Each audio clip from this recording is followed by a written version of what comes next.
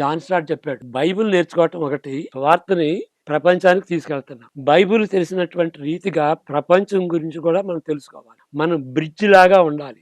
Exact. లేకపోతే you only know, you are a professor of Hebrew, Greek అంటే వీడు పిచ్చోడరా, వీడు ఏం చెప్తుందో అర్థం కావట్లేదు, వాడు చెప్తా ఉంటే మనకు అంతా హీబ్రూ గ్రీక్ చెప్తున్నాడు, బైబిల్ చెప్తున్నాడు, నాకేమీ అర్థం కావట్లేదు అని ప్రజలు అనుకుంటారన్నమాట. కాబట్టి రెలవెంట్గా ఉండాలి.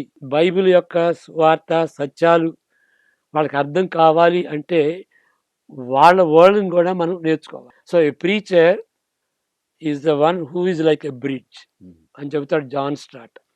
కాబట్టి ఎక్సిజిట్ ద వర్డ్, ఎక్సిజిట్ ద వరల్డ్. ఎక్సిజిట్ అంటే అర్థం ఏంటంటే X out of, bring out అంటే ఆబ్వియస్ గా ఉండదు, పరీక్షిస్తే తప్ప, జానిస్తే తప్ప, రీసెర్చ్ చేస్తే తప్ప అక్కడ దాగి ఉన్నటువంటి సత్యం బయటకు రాదు. దాన్ని ఎక్సిజిసిస్ అండి. అదేవిధంగా బైబిల్ని ఎక్సిజిట్ చేయాలి, వరల్డ్ని కూడా ఎక్సిజిట్ చేయాలి. థియలాజికల్ కాలేజెస్ వాళ్ళు సరిగా ప్రపంచాన్ని అర్థం చేసుకోవట్లా, న్యూస్ చూడట్లా, న్యూస్ అనలైజ్ చేయట్లా, ఏదో టీవీ చూస్తే పాపం అన్నట్టుగా చేస్తున్నారు అన్నమాట.